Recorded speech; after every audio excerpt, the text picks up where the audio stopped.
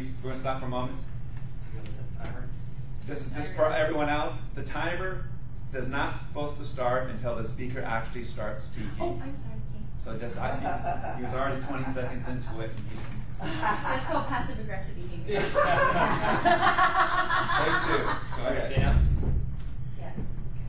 Religions, politics. Both of these are a really fast way to end a conversation, or start one. Many of us have been caught in the trap of an uncomfortable conversation, normally centered around these two very topics. We began talking about the weather, transition to what do we do for a living, and then it takes that hard left-hand turn, as if your mother grabbed the steering wheel when you first learned to drive, and you find yourself talking about the very thing that your family agrees to disagree on. Toastmasters and guests, I'm here to walk you through how to turn these into opportunities. I do not know a living person, alive or dead, imagine that, living people alive or dead, who don't feel strongly about politics and religion. The question, why? Why do I care about your religion or your politics? Curious little thing about these two subjects. From what I can find out, these are the only two subjects that most people will carefully identify who they are with. What I believe forms the basis of who I am. What I think about a political situation forms the basis of who I am. So to get in a dialogue with someone on religion or politics, you find yourself questioning the very nature of who that person is. That's the reason why it becomes contentious. That's the reason why subjects like abortion or bailouts or excessive capital returns for these ginormous companies become sticking points. Equality between the races and the religions and the age. Everybody has a sticking point. Why? Because they identify. So, a couple years ago, my wife and I were watching TV, and I don't know if you guys remember or not, but there was a circumstance in Texas. There was a small sect of Mormon believers who the CPS came in and took all of their kids away. It was a big thing. It was all over the news. You got crying parents on why they came in and took our kids, they had reason to. And then you've got the other side of it saying they were mistreating these kids. Well, in the course of several months, it comes out that there had been some mistreatment. There had been some ridiculously horrifying behaviors going on. These kids were mistreated. They weren't in a loving environment. And these people were using the guise of religion to kind of cover it all, to make it all okay. Well, during that episode, I remember watching on TV, and they have the head of the CPS for Texas down there marshaling these kids out. And then the next day, you had a press conference called by the leader of this sect, and he gets up, and he's talking about how unjust this is, and how wrong they are for doing it, and how they're going to win in court. Now, my wife and I, there are no sacred topics in our house. We talk about everything. And so, we get into a dialogue about it. And my wife, of course, is caught up in the emotion of it. She absolutely hates what's happening to these kids. And she can identify that, yeah, they're being wrong. They need to be pulled out of there. They need to be rescued, right? My response, at the time, I didn't think anything of it. I just said what came to mind. And it set off a firestorm in my family, like you wouldn't believe. Now, my dad, growing up, used to call me the level-headed one. Okay? If you believe in horoscopes, I'm a Libra, which says I'm evenly scaled. The truth is I'm really not. I just can gloss over really well. So we're getting in a dialogue. And my mind always goes to rational argumentation. I don't want to get in an argument with someone about what they think, feel, or believe on it. I want to talk about facts. I want to talk about what's the basis for the opinion they formed, and is it convincing to me? So we're in this conversation, and she's upset about it. And I go, well, you know what, hon? As horrible as that is, they're wrong. Those kids should still be there. You would have thought I just dropped the D word in the middle of our conversation. She was upset at me. And I'm thinking to myself, why are you upset at me? Because in my mind, this all makes sense. So, we're talking about it a little bit later, after things have cooled down a little bit, and I said, hon, here's the deal. Nowadays, I have 3 kids. How many of you growing up, if you said a cuss word or something inappropriate, your mother grabbed the bar of soap? Exactly, right? How many of you, if you misbehaved or disrespected your mother, your father spanked you with a belt or spanked you at all? Okay. In today's culture, those are both considered to be child abuse. Now, The reason why this subject became so contentious in my household, and why I felt that it was an opportunity to change your mind, is because of the premise of what happened. So these people go in and they rescue these children from an unfortunate set of circumstances. They say, hey, these atrocities are being perpetrated against these kids. We need to get them out of there. How did they do it? Now, over the years, because I'm politically involved, CPS is one of those sacred cows, but it's also a nightmare and a half if you ever get delved into it. These guys can pretty much do whatever they want, whenever they want, and there's very little justification for what they do. So what had happened is it had brought the issue to the forefront in a very powerful way.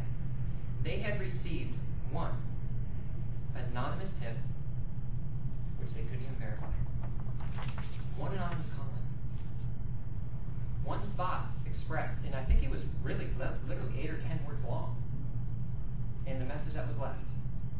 And they took that and displaced 15 families and their children. Separated families. Took children out of their environment, away from their loved ones. Isolated them for months. On one unfounded rumor. They had no evidence.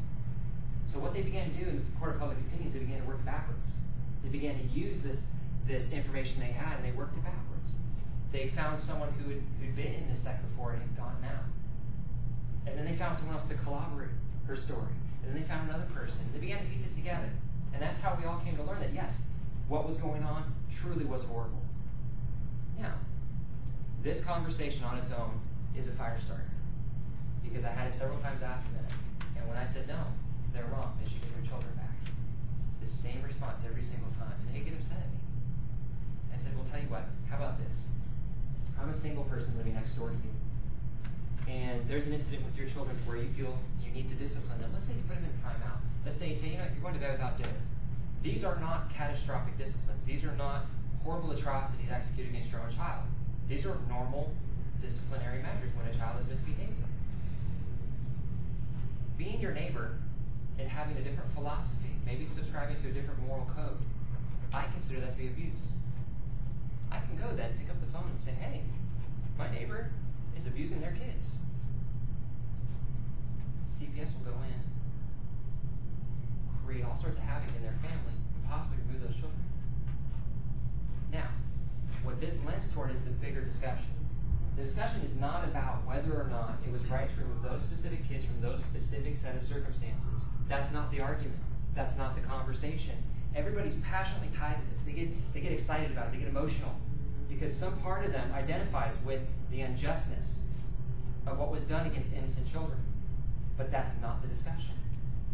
And 9 times out of 10, when you have a dialogue with someone and a contentious subject comes up or something that just kind of gets the feathers ruffled, it isn't rooted in that specific item a lot of times. A lot of times it's dealing with a larger issue, kind of subsurface. In this case, it becomes the issue of personal freedom. It becomes the issue of, do I have the right as a parent to raise my children as I see fit without fear of intrusion? Am I being deprived of life, liberty, or property without due process? Now, children are not my property, but they are my life. You know, if someone came in to take away my children, it would be with a fight. Which is why I love them and take care of them. And I do what a father should do to raise their children properly. But that's the argument right there. So, I find myself in these conversations throughout the week, and they're exciting. And I love them. Because I'm a debater. I like to get in there. And I look at it and I say, there's always an opportunity to change a mind. Now, yesterday I was talking with my employees because I had to get something from someone else other than myself on this subject. So I'm talking to her and I said, has there ever been a time where I've discussed something with you and changed your mind? And she said, no. Honest answer, I loved it. Thought to myself, well, why is that? Well, why is that? She goes, I already have my mind made up. I already know what I believe and I already know what I think before we even talk about it.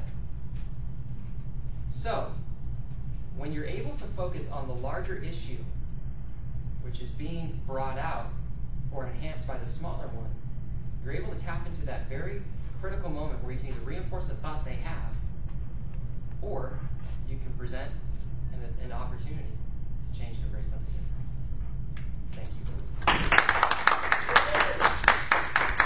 Actually, because I'm doing this from the persuasive speaking manual, there's crack list for debate myself.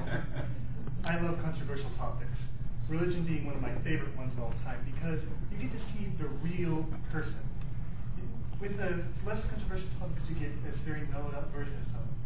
But with this topic that Aaron brought up with his speech of this situation where these children are being brought out of a home where there is suspicion of abuse and being masked by religion, stuff like that really lets you see how people see the world, what they view things as. And I think this was a great idea for Aaron to use as an example in his speech. Now, for your viewpoint, Aaron, I'm not quite sure if I understood what you were going for, because at first it seemed like you were going for how controversial topics form viewpoints. But your speech focused mainly on this example of how the CPS is using very little evidence and they're bringing these children out, and how you have this view that they're wrong in doing this. They need to have more evidence to back that up first. And that has me a little bit confused on what your point was. However, this was overall a very good example to use in either way that you're approaching, because it's something that people really can think about. They're going to have strong feelings either way. You either feel strongly that, yes, this is a situation where these children are being abused, they need to get out of there, or you're going to be feeling, well, you need to have more evidence to back this up before you go in there. You can't just go in there and say, oh, this is what we suspect, and then build your case. I felt that your example to back up your case on this with cultural norms of washing your mouth off with soap, spanking your child with a belt or something, that is a good example to bring up, because these are things that were considered norms. These were acceptable things at the time. And nowadays you look upon that and you see, oh, this is an evil parent doing these things. But it's just how people view their world. My mom was telling me before about how she grew up and all the things that her family went through. And she was telling me how this one time she was telling someone, and they said, oh my God, what was this like? And they were just so shocked. But to her and her siblings, it was just normal. It was how they grew up. It was what they expected out of life. And it really helped shape who they became over time. Now, some points for improvement. I noticed you had a tendency to walk around with your hand in your pocket a little bit.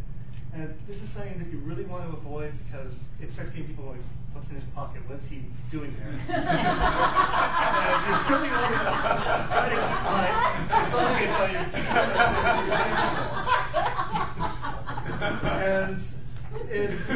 And if I understood what you were going for with the viewpoint correctly, you could have used more examples to bring this up more, and something to get people thinking more about how it's useful. Let's see. I accidentally jumped out of place there, but overall, I felt that this was a very strong speech. I wish that I was as good of a speaker as you, because I have a long way to go, and while I have done some improvement, I'm nowhere near